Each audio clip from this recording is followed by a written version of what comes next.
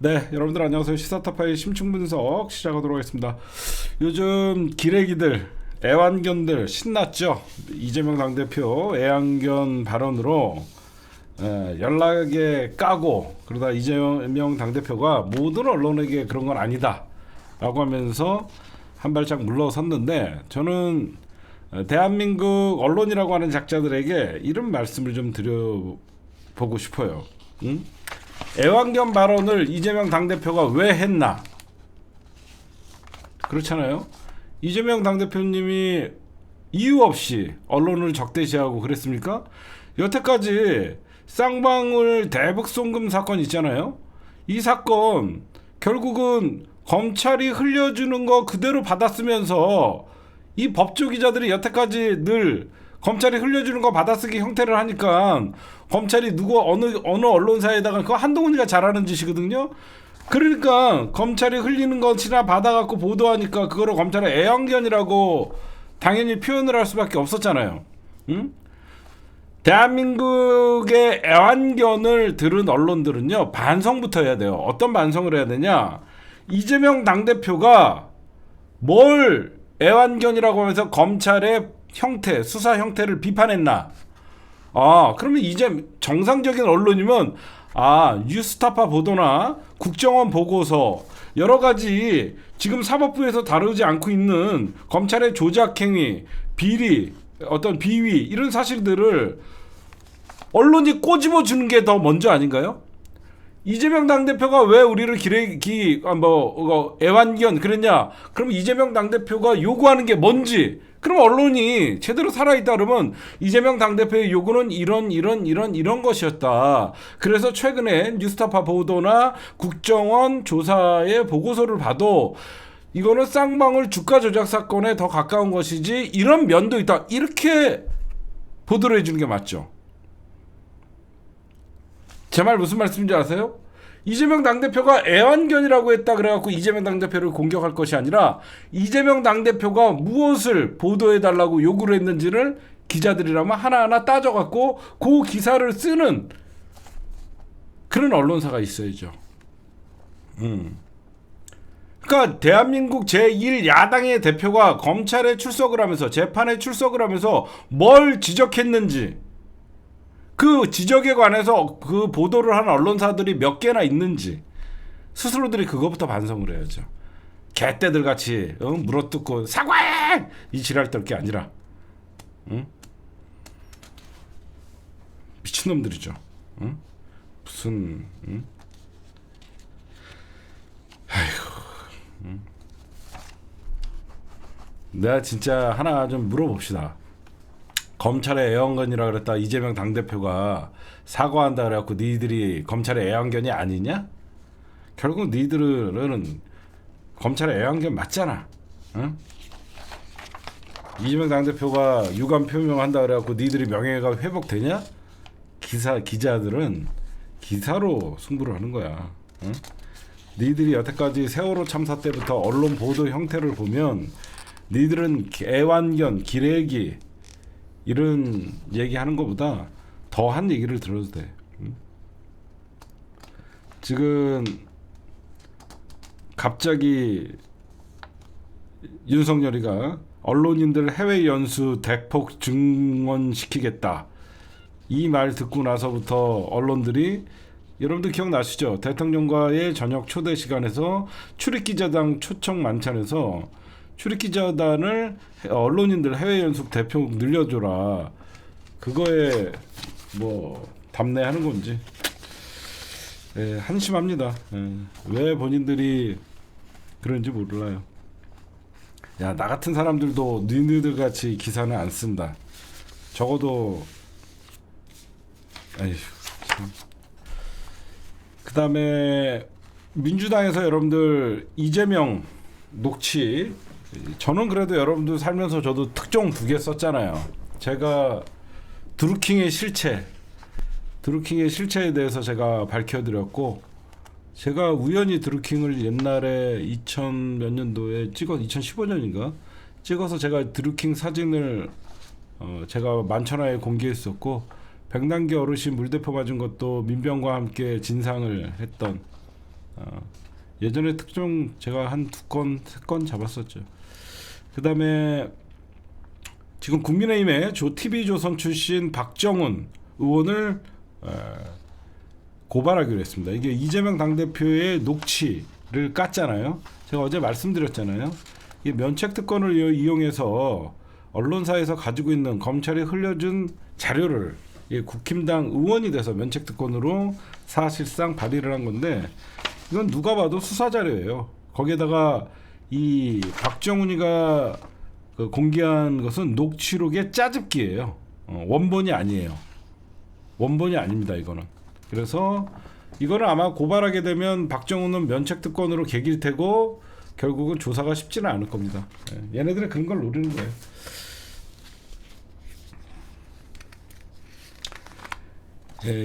이재명 당대표가 프레임 전환을 조금 시도하고 있어요. 여기저기서 이제 방탄 뭐 애완견 이걸로 좀 민주당이 이재명 당대표나 민주당이 좀 수세에 몰리는 것 같은, 여러분들이 좀 보셔도 그런 느낌이 들죠, 솔직히.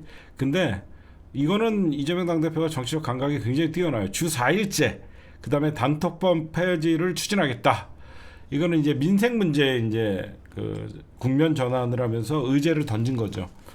주 4일째는 이미 선진국에서는 많이 시행을 하고 있고, 주 4일째 시행을 하게 되면 우리나라에서도 이것도 굉장히 이슈가 되는 거고, 결국 단톡법이라는 것은 여러분들 박근혜 정부 때 단톡법이 시행됐는데 이게 10년이 됐는데, 이 단톡법이라는 걸 시행했던 이유는 통신비를 절감하기 위해서 그랬거든요. 통신비를 절감하기 위해서 단톡법을 시행했는데, 통신비는 절감은커녕 단말기 값만 오르게 이게 사실상 해놨어요. 그래서 요거는 아마 이재명 당대표님이 잘 던지신 거예요. 국정을 주저하는. 그 다음에 또 원조 친명이라고 불리는 김영진 이재명 당대표를 향해서 또 자꾸 헛소리를 하는데, 시간이 지나고 보면 제가 얘기했던 부분들이 다 드러나요. 제가 이재명 당대표 주변에는 사람들이 너무 없다, 좋은 사람들이 좀 많이 있어야 된다, 뭐 김영진이나 이런 애들이 무슨, 얘네들은 원래가 반개혁파들이다.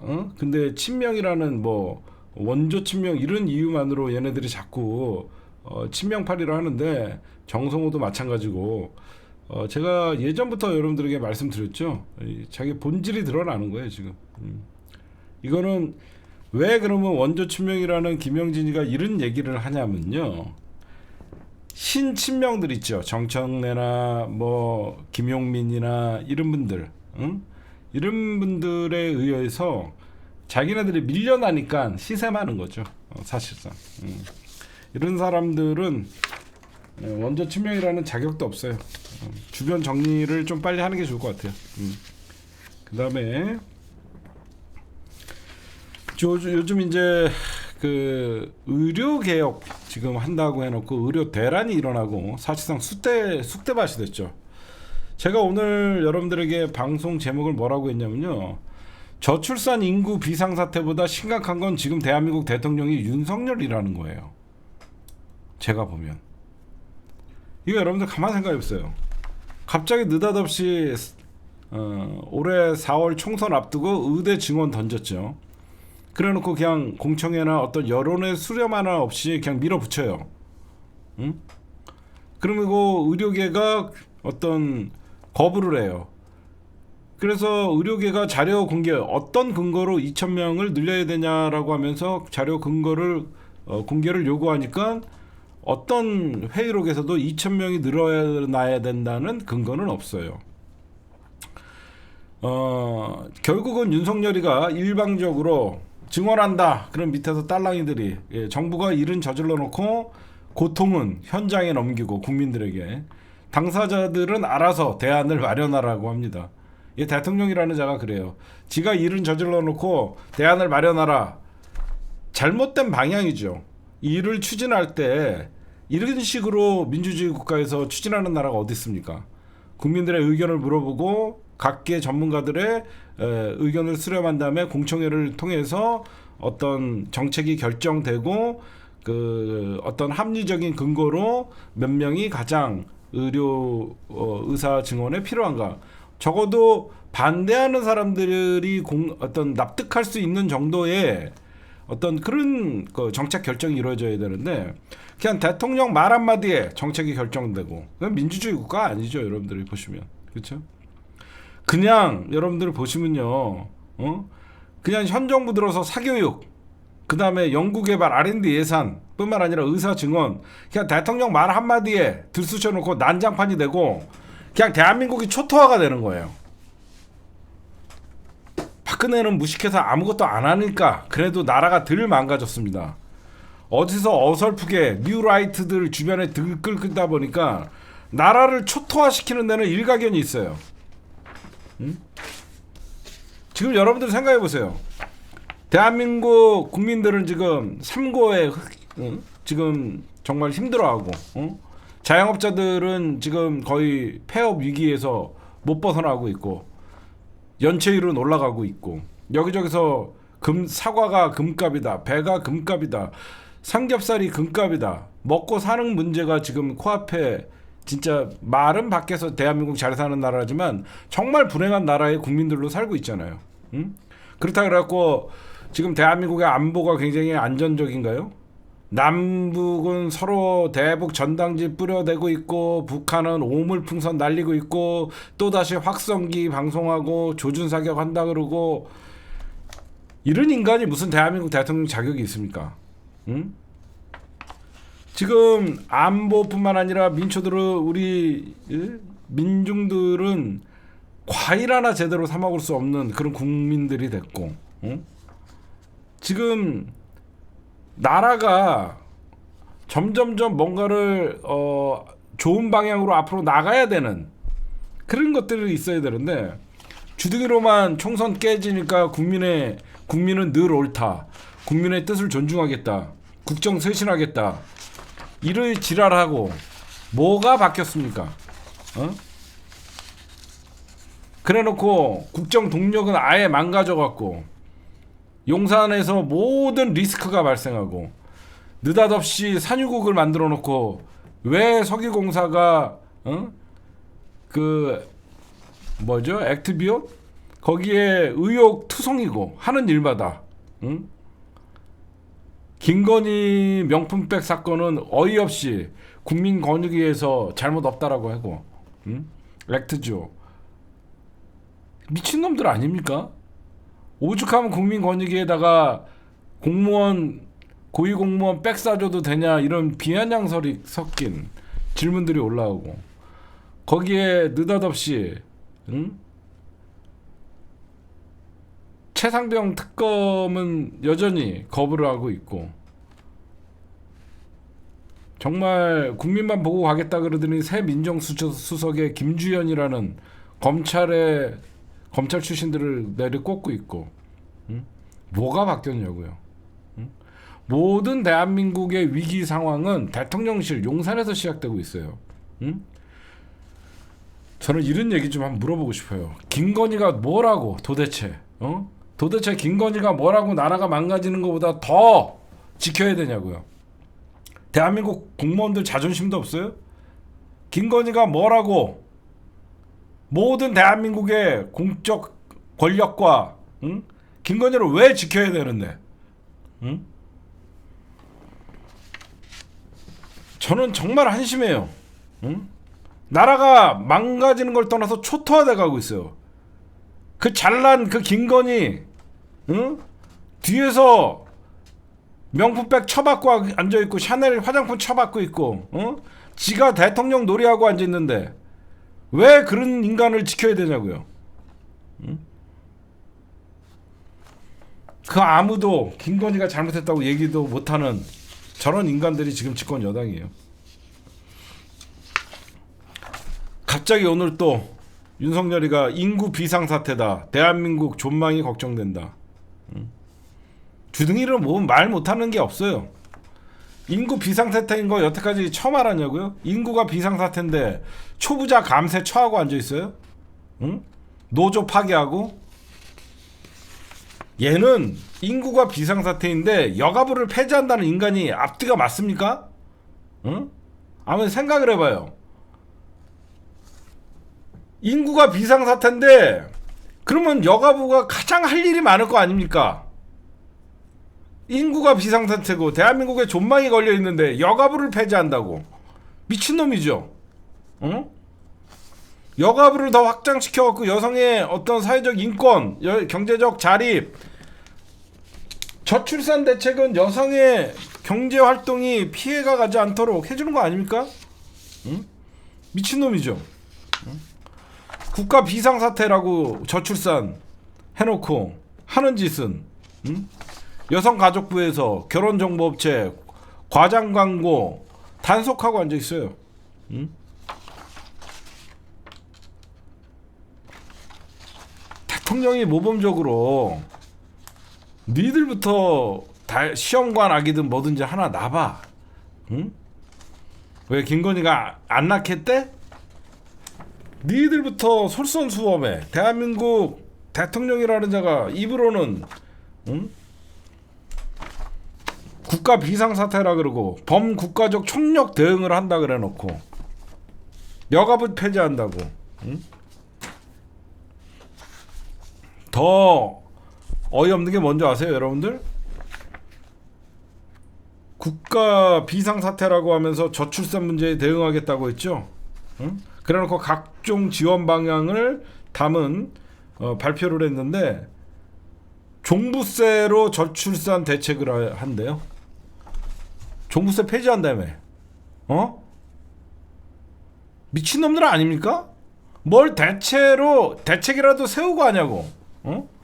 정부 지자체 저출산 투자 유도에 부동산 교부세 활용한대요. 부동산 교부세가 결국은 종부세가 포함되어 있거든요. 부동산 교부세의 89%가 종부세예요. 아무것도 몰라요. 응? 지방에서 지자체에서 저출산 투자 유도를 해야 되는데 거기가 부동산 교부세인데 부동산 교부세의 89%가 종부세예요. 뭘 하자는 겁니까? 뭘 알고나 일을 추진하는 거예요? 응? 종부세 폐지한 다음에 종부세 폐지하면 종부세라는 세수 목록이 없어지는데 그럼 부동산 교부세의 89%가 종부세인데 뭐 하자고? 응? 이런 새끼가 지금 대통령이에요. 응?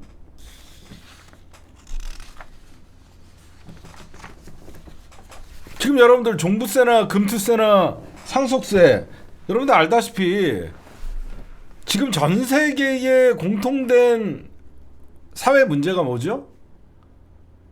불평등이에요. 불평등. 응? 전 세계 모든 국가에서 지금 다들 그 정부가 걱정하는 게 불평등이에요.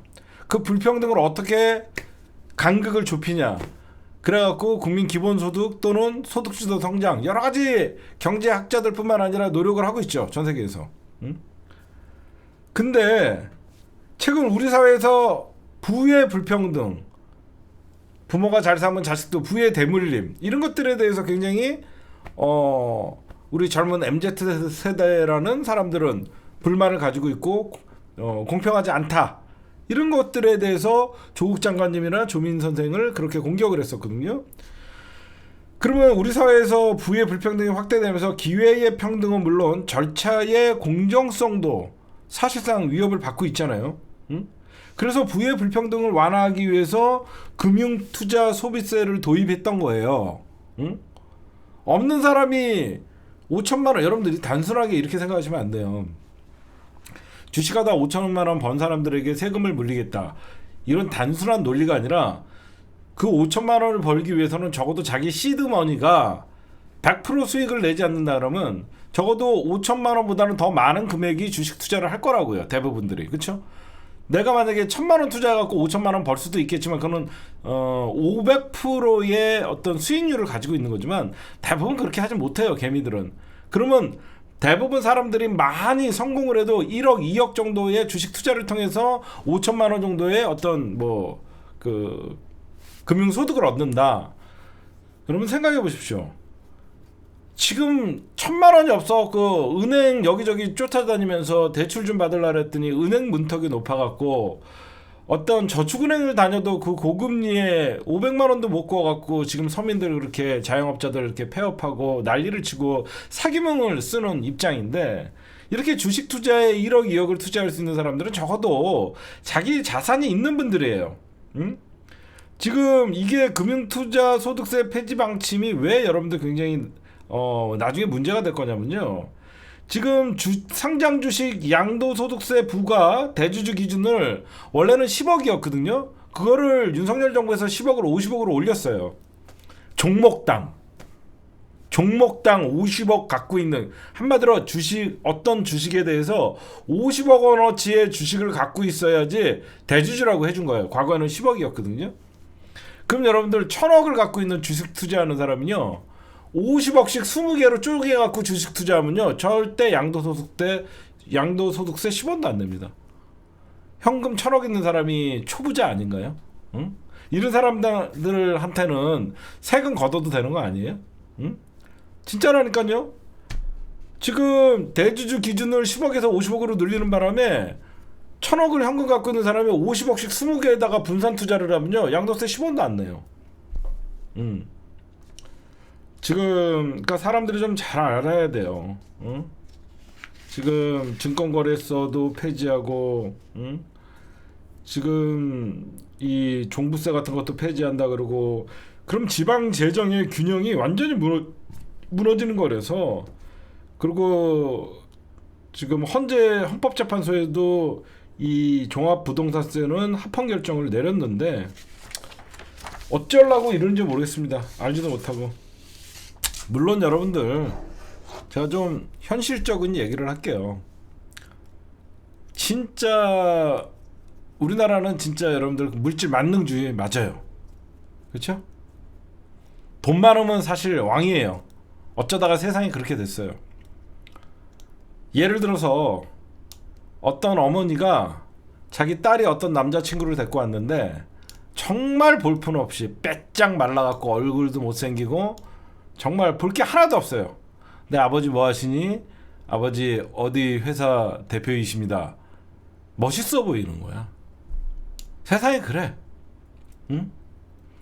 그래갖고 우리같이 뭐 금투세랑 해당 없는 사람, 종부세랑 해당 없는 사람들이나 이런 뭐 불만을 얘기하는 거일 수도 있겠지만, 그리고 정말 편의점에 들어와갖고 뭐 하나 사는데 정말 볼품없고 정말 화려하게 보이지만 그 사람이 편의점 밖에 나갈 때 정말 막 비싼 차 타고 나가면 또 사람이 달라 보이고 그래. 지금 세상이 그 정도로 이 황금 물질 만능 시대가 돼버렸어요. 이런 자가 지금 대통령을 하고 있습니다, 여러분들. 그 다음에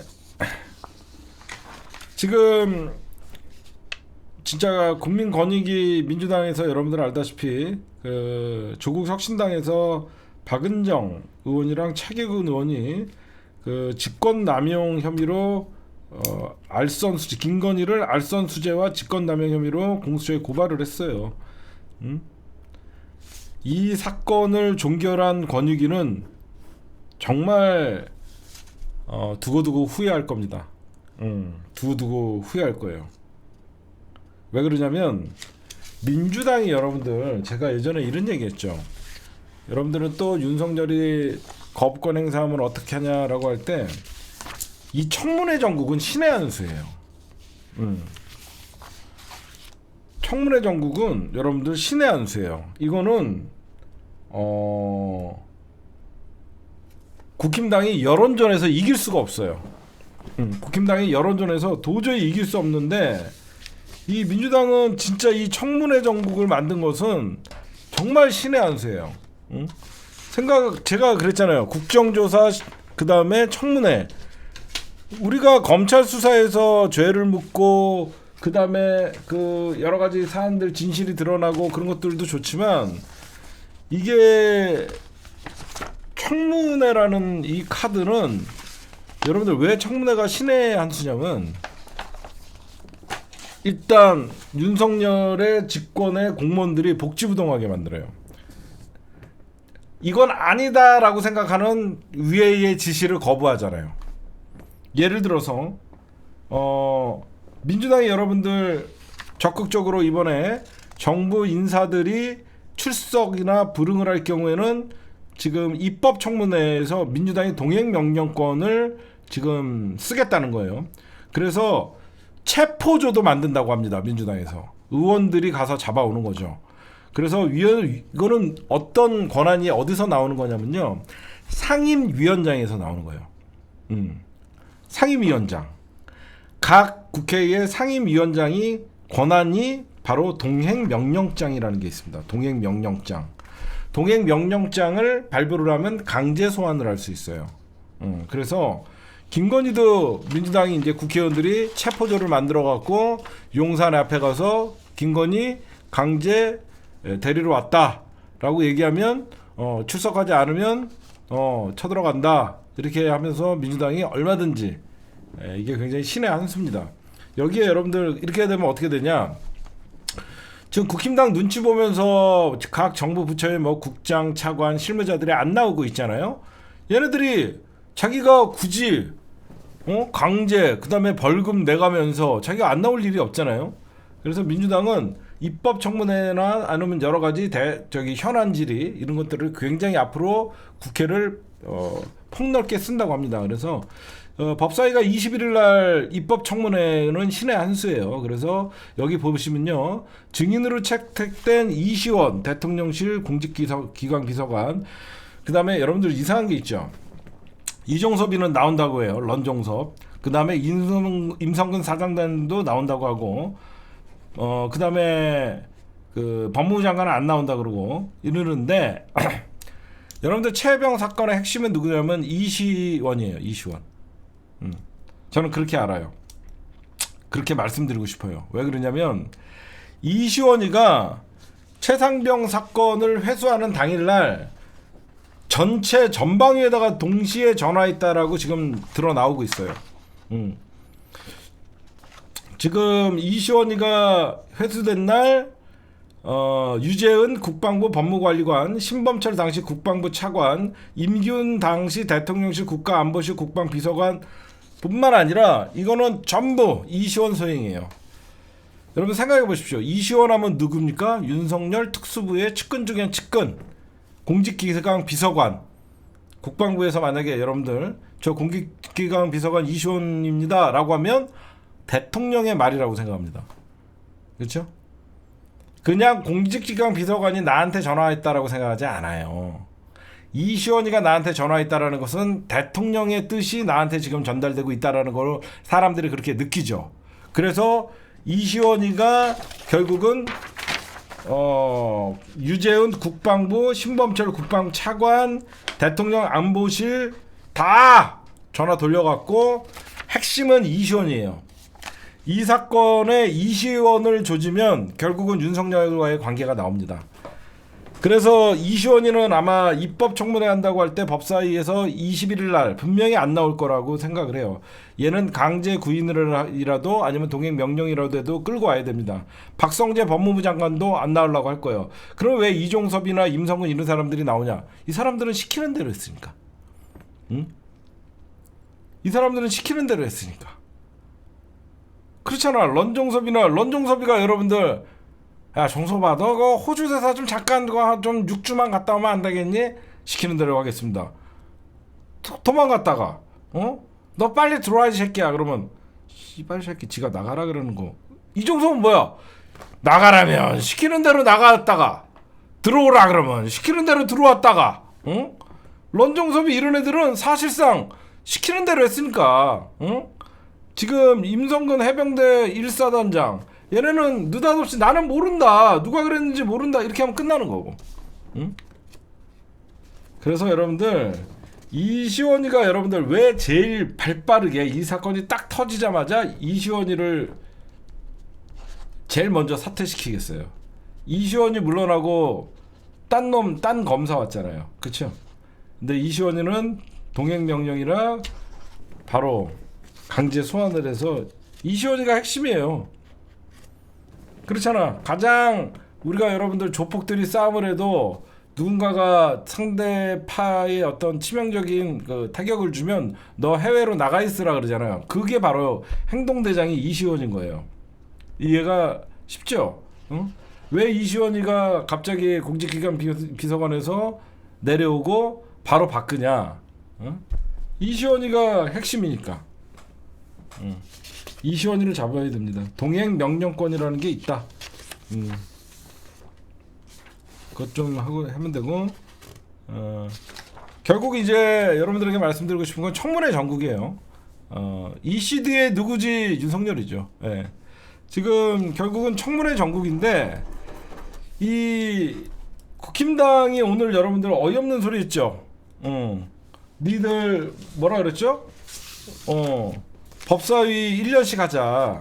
그랬더니 박찬대 의원이 그러면 1년간 거부권 행사하지 말아라. 잘 받아쳤죠. 법사위 1년씩 운영하자라고 했더니 사이좋게 1년씩 하자 그랬더니 그럼 대통령 거부권 1년 중단해라. 못 받아요. 얘네들이 거부권 어떻게 1년을 안 씁니까? 응? 못 받는 거 던져준 거예요. 괜히 1년씩 하자라고 하면서 공을 민주당에게 넘겨준 척 하니까 그래? 그럼 다시 공을 던져준 거예요. 그럼 대통령 거부권 1년 안 쓴다고 하면 우리도 1년만 할게. 절대 못 합니다. 그쵸? 왜? 진짜 대통령 특검이 있잖아요. 김건희 대통령 특검, 최혜병 특검, 헌정사상 부부가 같이 깜빵에 가는 날이 멀지 않았습니다. 제가 볼 때는 못 받아요 이거.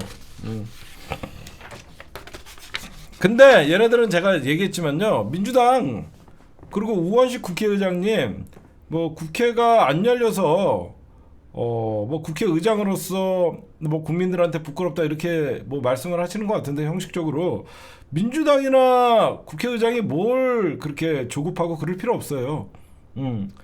민주당은 국힘당이 안 들어온다라고 조급할 이유가 1도 없습니다. 지네가 집권 여당이에요. 얘네들 좀 있으면 자동으로 기어 들어옵니다. 제가 얘기했잖아요. 21일 날 입법청문회 하고 다음 달 초나 이달 말에 최혜병 특검법 본회의에서 처리하면요, 윤석열이 거부권 행사해갖고 한 15일 16일 그쪽 17일 쪽에 날라오면요, 민주당이 바로 재표결하면요 다 기어 들어와야 돼요. 안 그래요? 안 기어 들어왔다가는 전부 통과되는데, 재적 의원의 과반인데요, 3분의 2인데 재적위원회 3분의 2잖아요. 재적위원회 3분의 2니까 300명 중에 200명이 찬성을 해야 되는데, 만약에 국힘당이 안 들어오면 민주당은 그냥 뭐 200명 중에 3분의 2 뭐 이렇게 하면 그냥 통과가 되거든요. 다 기어 들어올 수밖에 없어요. 그냥 놔두면 알아서 기어 들어와요. 최상병 특검법만 통과되면 전부 기어 들어와야 돼요. 그럼 뭐 복귀를 뭐라고 명분을 갖냐 뭐 이거 지네끼리 얘기하는데, 쟤네들 별로 그다음에 국힘당이 이제 대통령에게 이쯤 되면 개각을 요구하거든요. 개각을 요구할 정도 되면 뭐 장관 후보자가 여러분들 임명될 거 아니에요? 윤석열이가 6개 부처의 장관을 교체한다고 얘기했거든요.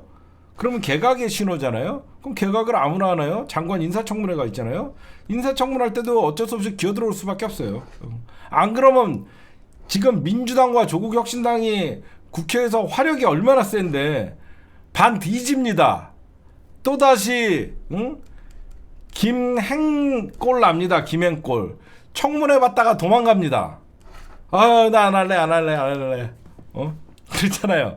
김행랑, 청문회 하다가 도망갔던 김행랑, 지금 민주당이랑 조국혁신당만 쫙 인사청문위원들 앉아갖고 과거에 뭐 했었죠. 다 도망가요.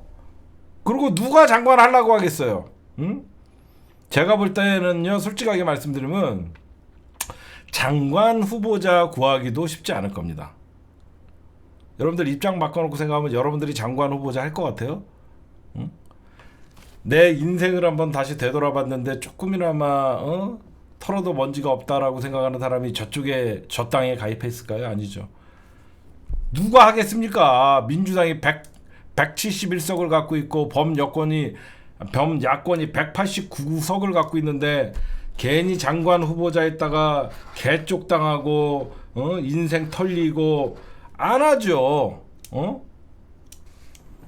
그러다 보니까 지금 국무총리는 아무도 안 하잖아요. 그다음 말뚝총리 됐잖아요. 제가 생각할 때 한덕수가 윤석열의 임기보다 길걸요? 제 말이 나중에 씨가 될 겁니다. 한덕수의 임기가 윤석열의 임기보다 길 것이다.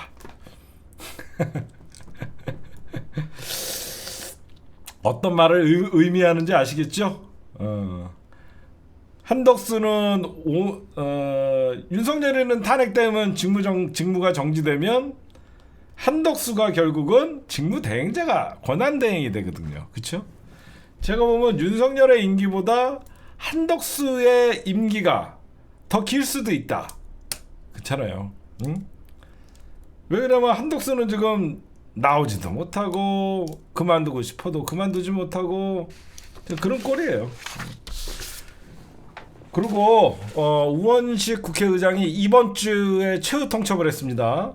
니들 이번 주 안에 기아 안 들어오면 니들 무슨 일이 벌어진 줄 알아? 내가 예상 하나 해줄까? 내가 오늘 민주당 의원들과 좀 많은 의원들과 통화를 하면서 내가 오늘 정보를 많이 캤어. 여러분들 제가 새로운 정보 하나 흘려드리겠습니다. 오늘 민주당 의원들이 국힘당이 법사위 1년하고 돌아가자고 하니까 그냥 지금 예전에 민주당이라고 생각하나 보다라고 그냥 웃었어요. 다 웃었고 지금 만약에 이번 주까지 국힘당이 돌아오지 않으면요 남아있는 7개 상임위 민주당이 다 먹겠다고 했습니다. 거기에 여러분들 국방위원장은 추미애, 삼자위원장은 이현주. 니들 죽었더라 보니까. 지금 국방위 상임위원장에 추미애 당대표가 지금 내정이 돼 있고 벌써 민주당은 벌써 내정 다 했던데? 내가 지금 다 봤더니 민주당은 국방위는 추미애, 지금 유전 게이트 캘 사람은 이현주, 산자위. 그런 얘기가 나오고 있던데? 니 어떻게 할 거냐? 그 다음에 박지원 의원도 정무위나 이런데 조지려고 하던데? 정무위가 여러분들 알다시피 뭐 금융 쪽 이런 것도 관리를 하지만 국방위 멤버들 아세요? 추미애, 박범계, 김민석, 황희.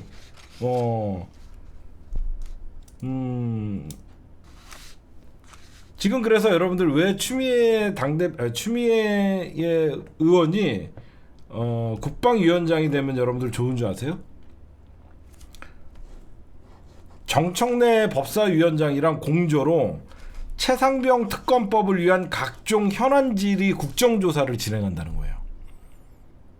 무슨 말씀인지 알아요? 국방위가 최상병 사건이잖아. 법사위랑 공조로 해갖고 각종 현안 질의, 국방위 누구 나오세요? 현안 질의한 다음에 국정조사도 같이 하겠다는 거죠. 그리고 이현주 의원은 여러분들 알다시피 예전에 예스5일 상무였어요. 상무. 그래갖고 유전개발 의혹은 자기가 다 까겠다. 지금 그러고 있고 기재위도 우리가 먹겠대요. 그래서 기재위도 김성환 의원을 비롯해서 뭐 여러 가지 중진 의원들이 상임위원장 후보군으로 뽑히고 있고요. 그 다음에 지금 기재위는 뭐가 중요하냐면 지금 저 인간들이 막 종부세 폐지한다 그러고 지금 뭐 상속세 낮춰준다 그러고 여기저기서 막 뭐 폐지한다는 것들 있죠. 감세 정책 초보자들 그거에 대해서 세법 정책을 어떻게 너희들이 실행하고 있는지 입법 청문회나 이런 것들을 한다고 합니다. 그다음에 정무위원회가 굉장히 중요하죠. 정무위원회가 김건희 명품백 수수 의혹 청문회를 준비 중인 상임위원회인데 삼성급 이상 상임위원장은 강훈식, 김병기, 유동수, 조승래 이 사람들이 지금 후보군으로 뽑히고 있고 이 중 강훈식 의원이 의원은 예산결산위원회, 유동수 의원은 기획재정위원회, 조승래 의원은 과학기술정보통신방송위원회의 야당 간사를 21대 국회에서 맡아 22대 국회에서는 해당 상임위원장 후보군으로 거론된 바 있는데, 이들은 모두 정무위에 몰리며 정무위원장으로는 지난 총선 공천들의 친명계 김병기 의원이 유력하게 거론됩니다. 정무위 지금 들어오지 마. 정무위 원래 니들 주려고 했던 건데, 김병기 의원 국정원 인사처장 출신이죠. 그래서 김건희 명품백 사건은 니들 안 들어오면 김병기 의원이 한대요. 이외에도 정보위원회, 그 다음에 내가 얘기하는 정무위원회 얘기한 거예요. 정무. 그 다음에 정보위원회, 여성가족위원회, 외교통일위원회 위원장으로 누가 정보위원회는 여러분들 알다시피 누구죠? 국정원장. 전 국정원장 박지원. 정보위원회에서 국정원이랑 여기저기 뭐 기무사, 국정원 다 조지는 거, 지금 국정원장 출신이었던 박지원 의원이 정보위원회의 의원장이 되고, 지금 여러분들 중요한 데가 되게 많아요. 여성가족위원회, 그 다음에 외교통일위원회도 있고요. 민주당 내 7개 상임위원장은 이미 내정됐다. 미안한데 민주당 벌써 니들 안 들어올 걸 대비해서 7개 상임위원장은 이미 내정됐다. 그래서 니들이 이번 주까지 안 오면 다음 주면 니들이 수용하지 않으면 민주당은 바로 후보들을 바로 임명을 해서 국회에 돌린다. 과연 혹시 알아? 정무위원회만 국힘당이 달라 그럴지. 오로지 기승전 김건희를 지켜야 되니까. 국방위 추미애 전 대표 들어오면 환상이겠죠. 그렇죠? 최상병 특검 대정부 질문이랑 국정조사 국방위에서 추진하고, 정청래 법사위원장과 최상병 특검 현안 질의 국정조사를 공조하고, 굉장히 그래서 제가 여러분들에게 너무 윤석열 거부권에 대해서 여러분들 스트레스 받지 말아라. 그렇죠? 윤석열 거부권에 대해서 여러분들 절대 스트레스 받지 말아라. 오히려 여론전이나 그런 거는 청문회랑 국정조사가 오히려 훨씬 좋다. 응? 이런 여론 청문회나 국정조사를 통해서 새로운 사실들이 드러났음에도 불구하고 윤석열이가 특검을 거부할 때는 사실상 윤석열은 탄핵에 가까이 갈 수밖에 없다라고 말씀드렸고, 결국 입법 청문회가 절묘했어요. 신라에 한수했어요. 그래서 이 입법 청문회가 결국은 원구성 협상도 저들이 거부하면서 밖에서 마냥 개길 수도 없고, 그렇죠. 더 여러분들 민주당이 진짜 이번에 제대로 싸우고 있는 모습이 보이는 게, 모든 대한민국 행정부를 전부 입법 청문회 또는 현안 질의를 하겠다는 거예요. 여태까지 대한민국 공무원들은 집권 여당의 국민의힘 말만 듣고 윤석열 말만 들으면 자기네들은 안전하다고 생각했을 거 아니에요? 지금은 아니에요. 권익위도 여러분들 조금만 이번에 괜히 정말 이거 심각한 사건도 종결 처리했다가 지금 권익위 여러분들 지금 청문회 한다고 합니다. 권익위 청문회 시작되고요. 그 다음에 민주당이 또 한 발짝 더 나아가서 현안 관련 청문회 뭘 줄줄이 예고하고 있는데, 뭐냐면 지금 종부세, 금투세 폐지, 상속세 인하, 이 정부의 초부자 감세 기조를 둘러싸고 재정 파탄 청문회 이름도 잘죠? 그쵸? 지금 재정 파탄 청문회를 진행한다 그러고 해서 다 걸리는 거예요. 그러니까 다 불러다가 조지는 겁니다. 이렇게 일을 해야 되는 거예요. 왜 서민 유리지갑으로 돈을 곡간 채우려고 하고 부자들 감세시키려고 하냐. 그래서 정부 감세 기조에 전략적 질타를 하기 위해서 지금 진성준 더불어민주당의 정책위 의장이 지금 세수 결선 문제 청문회 재정 파탄 제목이 세수 결선 청문회 재정 파탄 청문회 죽는 거죠. 어? 그래서 얘네들은 뭐만 하면 다 청문회예요. 다 끌려 나와. 그러니까 여러분 생각해 보십시오. 내가 만약에 어떤 부서에 대한민국 행정부 부서에 그냥 국장 정도의 말단 공무원이라고 생각해 봐요. 근데 위에서 말도 안 되는 걸 시켜 지금. 이거 내가 볼 때는 큰 문제가 될 것 같아. 사인할 것 같아요? 안 사인할 것 같아요? 이거 사인했다가 나중에 자기 청문회 끌려 나갖고 개망신 당하거든요. 안 합니다 이러면. 그래서 사실상 이제 민주당의 눈치를 보는 거죠. 여태까지 총선 전까지는 국힘당과 대통령실의 눈치를 봤으면 이제 입법부가 더 강력하다는 걸 알았잖아요. 청문회나 현안 질의를 통해서 국정조사를 통해서 사실상 공무원들은 여러분들 나중에 철밥통 공무원 자리를 안고 있다가 결국은 퇴직하고 어떤 그 퇴직연금 받는 게 공무원들의 사실 그러려고 안정적인 박봉에도 공무원 생활을 하거든요. 공무원 여러분들 파면되면요 연금 못 받아요. 저는 민주당이 공무원들 파면 제도를 활성화시켜야 된다고 생각해요. 공무원 파면. 그래서 절대 연금 못 받게 해야 돼요. 아마 이렇게 하면 절대 이 정부에 제가 보면 협조 안 할 겁니다.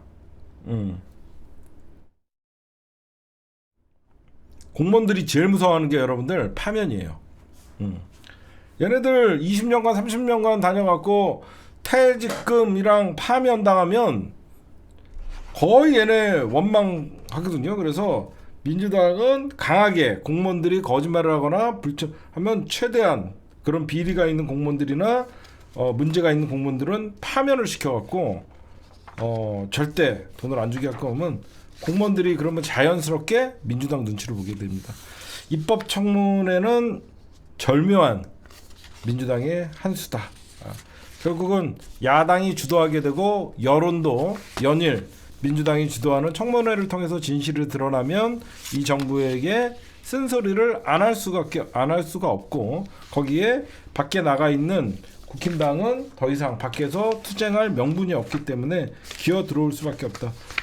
여러분들에게 좋은 소식은 민주당은 벌써 7개 상임위원장을 내정해놨다.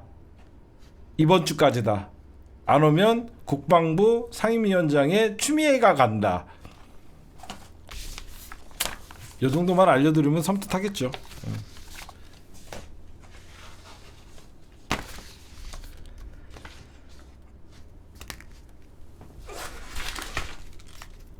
그 다음에 이거 할게요.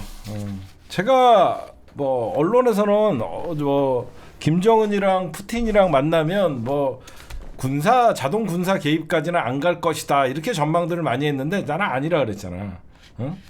이거 여러분들 푸틴과 지금 김정은이가 만났죠. 그냥 핵심만 말씀드릴게요.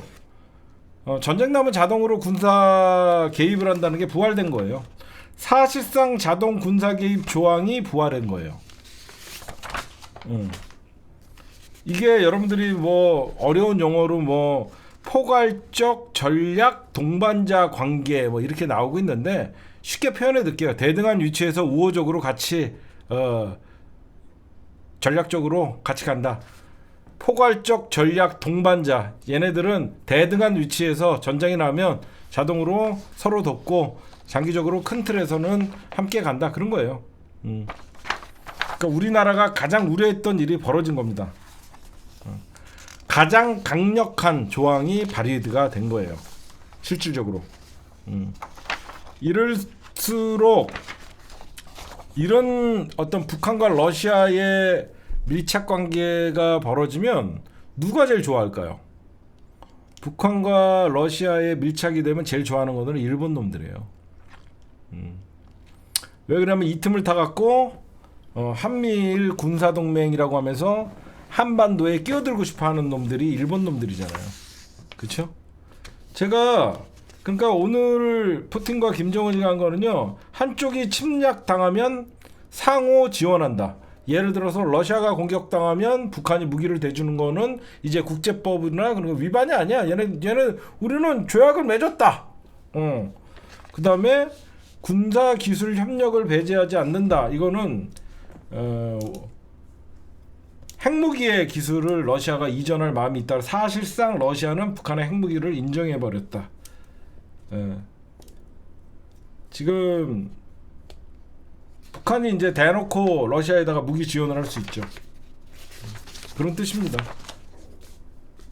그러니까 이제 일본이 북한과 러시아가 이제 연계가 됐다라고 하면 여기서 이제 엄중한 상황이다, 안보가. 그래서 한미일 긴급 협력을 하겠다라고 하면서 호신탄탐 이것들이 한반도에 상륙을 해서 북한을 견제한다, 이런 개소리를 할 수 있죠.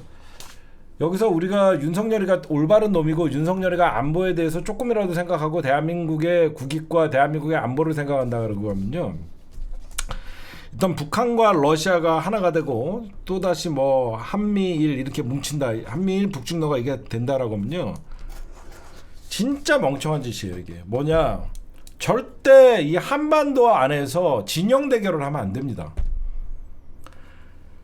그것만큼은 막아야지 대한민국이 앞으로 21세기에서 보다 더 나은 미래가 있는 나라가 될 수 있어요. 전 세계는 지금 정부 자기 나라의 장벽을 닫고 국익 우선주의를 하는데, 한미일 북중러라는 신냉전 체제가 동북아 진영에서만 펼쳐지면 이거는 자살골이에요. 그래서 만약에 북한과 러시아가 밀착을 해서 우리나라가 안보적으로 고립된다라고 생각하면 우리나라는 중국을 잡아야죠. 그렇죠? 미친놈이 북한과 러시아가 밀착되면 미국과 일본의 바짓가랑을 잡을 게 아니라 오히려 중국을 잡고 삼각동맹이 될 수 없도록 균형적으로 행동을 해야죠. 제 말 맞잖아요. 한미일 북중러라는 삼각 구도가 깨지기 위해서는 우리나라가 중국과 더 호의적으로 가야죠. 이렇게 한미일 북중러에서 가장 수혜를 보는 인간들은 일본이에요. 일본. 전범국가 일본이 다시 무장화를 하고 다시 전 세계의 자유대가 아닌 군대를 보유하고 싶고, 일본의 헌법을 개정을 해서 전쟁이 가능한 나라로 가는 게 일본의 야욕입니다. 그 배후에는 미국의 지원이 있고, 사실상 미국은 한반도에서 본인들이 하는 역할을 일본이 대리인으로, 말 잘 듣는 일본의 원숭이 새끼들이 미국을 대신해서 동북아시아의 평화의 균형자를 역할을 해주기를 바라는 건 미 제국주의자들의 가장 원하는 바죠. 저는 반미가 아닙니다. 저는 티셔츠도 영어 있는 거 입어요. 저를 반미라고 하지 마세요. 저는 방미를 할 겁니다. 방미. 예, 조만간. 네, 오늘 제가 준비한 1부는 여기까지. 네, 지금 오늘 여러분들 이상한 기사가 떠요. 이거는 제가 좀 오늘 심도 있게 분석을 했는데, 이철규 쪽이랑 친윤의 핵심이라는 이철규랑, 여러분들 알고 계시겠지만 김기현 때 사무총장을 했던 애예요. 김경률 영입 갖고 싸웠죠. 그쵸? 김경률을 누가 영입했냐 갖고 굉장히 좀 시끄러웠어요. 지네끼리. 그러니까 김경률은 나는 이철규가 인재 영입으로 영입했다. 이철규는 그러니까 라디오 방송에서 이렇게 얘기했어요. 한동훈 주변에 좌파들만 득실거린다. 진중권이나 김경률이나 그 마포을에 그 출마했던 뭐 한모식이랑 뭐 그런 인간들만 주변에 있다. 이렇게 하면서 이철규가 사실상 한동훈을 저격을 했어요. 그래서 이 김경률을 누가 영입했냐 갖고 결국은 김경률을 누가 영입했냐는 의문을 다는 건 뭐냐면, 김경률이가 김건희 주가 조작이나 김건희 명품백에 대해서 굉장히 쓴소리를 했잖아요. 마리 앙뚜아네트 얘기를 하면서. 그렇죠? 왜 그러냐면요, 이건 아직까지 제가 볼 때는 윤석열과 한동훈이가 관계가 정리가 제대로 안 됐나 봐요. 이철규가 한동훈을 까기 위해서 김경률 영입 문제와 한동훈 주변 얘기를 했는데, 이건 뭐냐면요, 이거는 전당대회 앞두고 한동훈의 좌파몰이에요. 그렇죠? 한동훈이가 강남 8학군의 좌파라는, 결국 국민의힘 전당대회는 얘네들은 굉장히 무슨 빨갱이, 좌파 이런 거에 굉장한 어떤 반감이 있는 그 당원들이 많잖아요. 그러다 보니까 한동훈을 강남 좌파 몰이를 하면은 지금 사실상 친윤이 그렇게 몰아가서 전략을 세운 거예요. 그래서 전당대회 앞두고 한동훈이가 그러니까 요번 6월 24일, 25일이 국힘당 전당대회를 앞두고 대표자들 출마 시한이거든요. 이번 주에 24일, 25일, 다음 주 24, 25가 출마 시한인데, 한동훈이가 23일 날 출마를 선언하겠다라고 여기저기서 얘기가 나오고 있잖아요.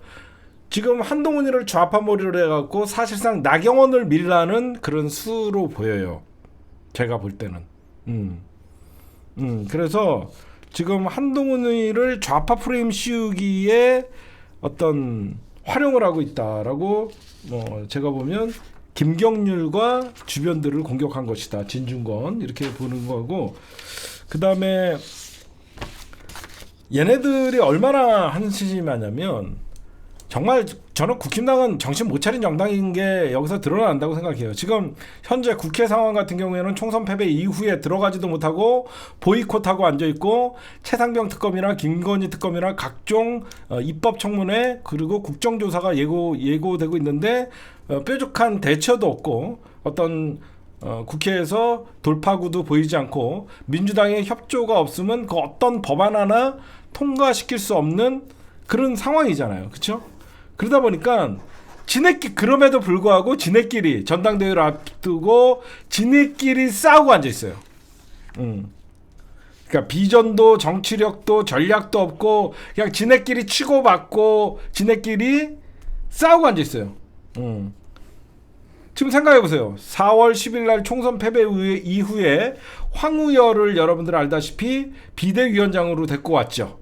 데리고 와서 얘네들이 근본적인 변화나 어떤 쇄신이나 눈에 띄는 그런 것들이 있나요? 하나도 없죠. 하나도 없잖아요. 가관이잖아요. 총선 패배 이후에 2달 동안 황우여를 통해서 당의 어떤 그 근본적인 쇄신이나 변화 그런 게 있어요? 전혀 없죠. 오히려 한동훈이 나오냐 안 오냐, 총선 패배의 책임자 한동훈이가 나오냐 안 오냐, 그냥 개파들 친한이냐 친윤이냐, 진짜 국회에서는 보이콧 하나 하고 앉아 있고 집권 여당이 장애투쟁하고 있고. 사실상 여러분들 이번 22대 총선에서 국힘당은 정치적 탄핵당한 당이에요. 국민들한테. 이 정도로 국힘당이 민주 진영에게 폭망한 수준의 선거를 치른 적은 없어요. 지금 국회가 3주가 됐는데도 국회 보이콧하고 앉아있고, 쇄신은커녕 2달 넘게 어차피 당대표는 한동훈이다 이런 개소리나 하고 앉아있고요. 그 다음에 친한과 친윤이 내전에 가까운 이전 투구만 벌이고 있고요. 그 다음에 갑자기 느닷없이 김경률 갖고 싸우고 앉아있고요. 집권 여당이 국민들은 의료 대란으로 사실상 대한민국의 의료계는 초토화됐는데도 무책임한 국힘당의 저런 모습을 보이고 있고, 서민과 자영업자들은 상황이 갈수록 심각해지고 있고, 지금 외교 안보 분야에서는 북한과 러시아는 정상회담을 통해서 긴밀한 협조, 안보 동맹까지 가고 있는데, 이런 수많은 난제들이 있고 국가의 세수는 줄어갔고 곳간이 비고 있고 아무것도 할 수 없는 정당. 그래서 제가 여러분들은 이 정당은 위헌적 정당이고 반드시 해산돼야 되는 정당이라고 얘기를 했던 겁니다.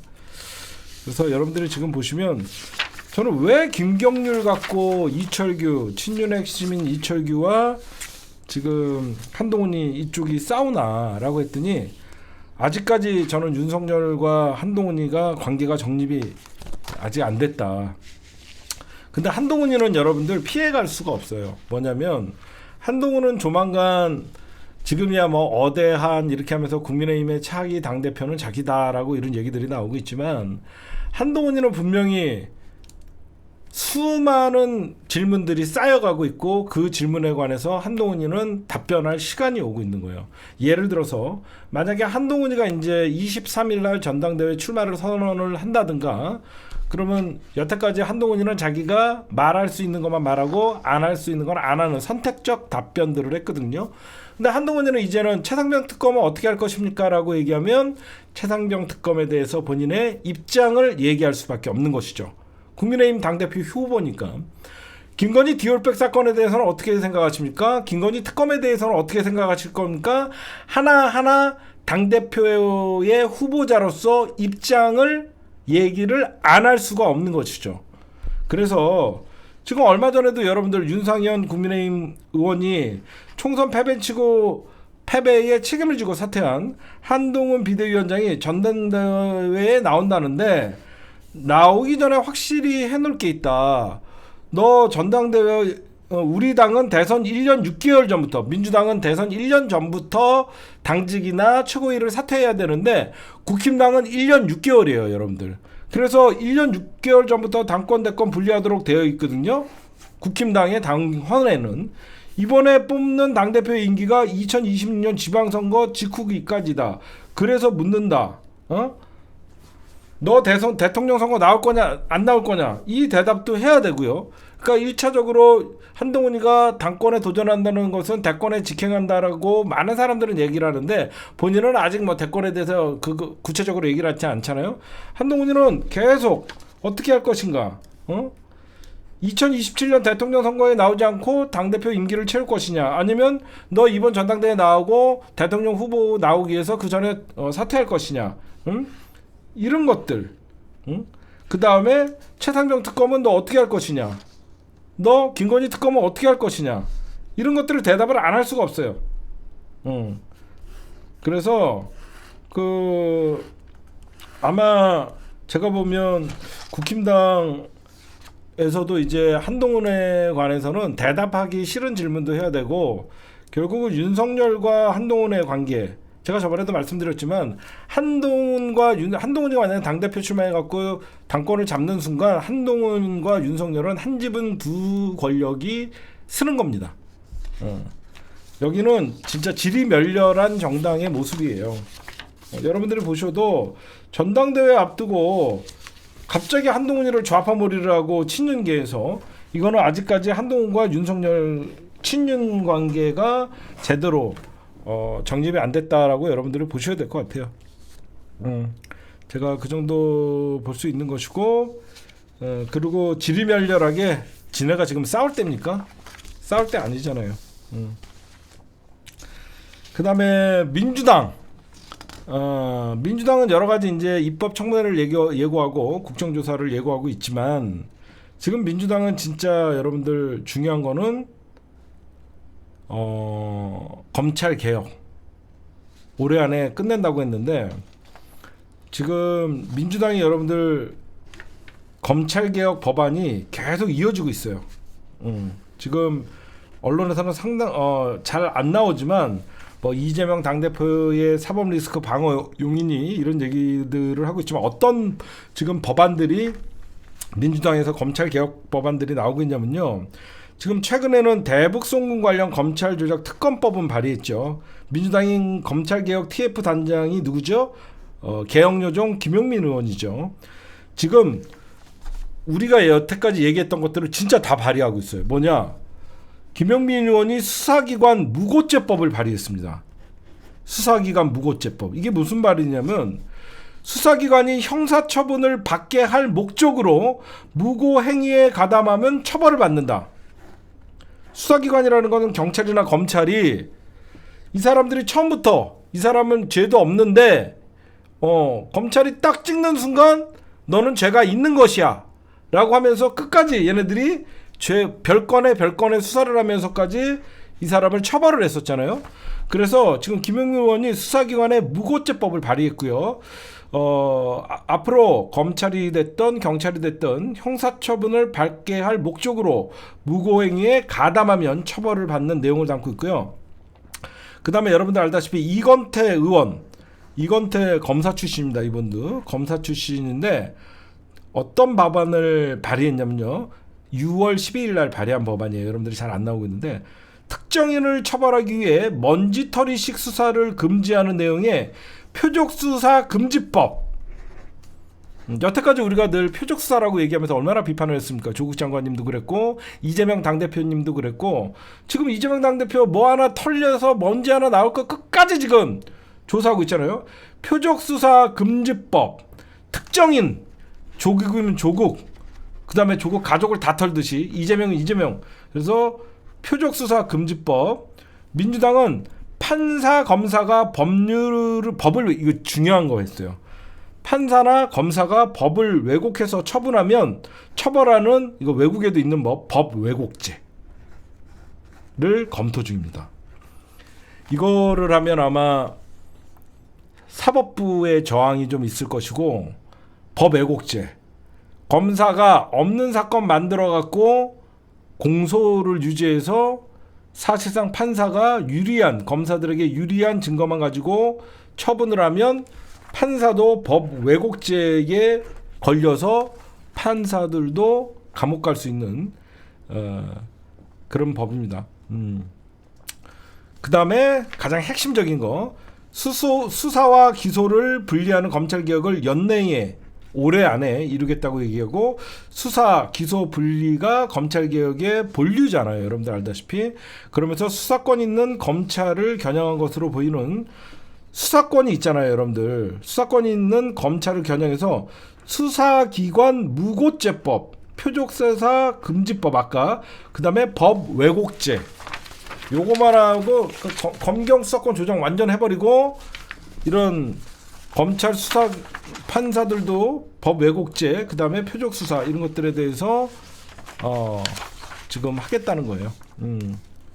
그 다음에 일단 민주당이 검찰 개혁은 사실상 문재인 정부에서 검찰 언론 개혁에 실패한 것이 사실상 정광석화 같이 못해서 그랬거든요. 그리고 저번에도 잠깐 말씀드렸지만, 개혁의 대상들에게 적폐청산이라는 중대한 임무를 줘버리면서 사실상 개혁의 1순위가 검찰이었잖아요. 개혁의 1순위가 검찰이었는데 그 검찰이 국민들에게 영웅이 돼버렸죠. 그거는 이 얘기는 제가 두고두고 할 거예요. 우리가 너무 순진했어요. 그래서 문재인 정부에서 적폐청산은 좋았지만 사실상 검찰이 제일 무서워하는 국정원을 먼저 개혁하고 기무사를 개혁하고 그 다음에 검찰 개혁을 하려고 했더니, 검찰은 무소불위의 권력으로 남아있었고 검찰을 제어할 수 있는 게 아무것도 없었던 거예요. 사실상 문재인 정부 1년 차부터 검찰 개혁을 사실상 시작했어야 되고, 지금의 윤석열 사단이나 특검, 이 사람들은 개혁의 대상이었지 적폐청산의 주인공이 됐으면 안 됐다는 거예요.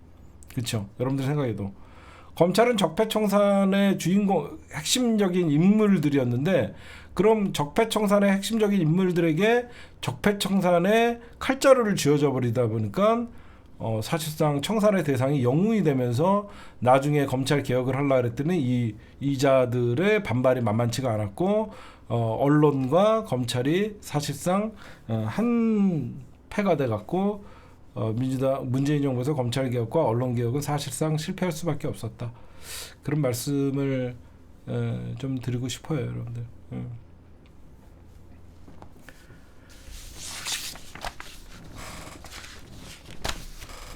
네, 오늘 제가 준비한 10중 분석은 한 여기까지만 하면 될 것 같습니다.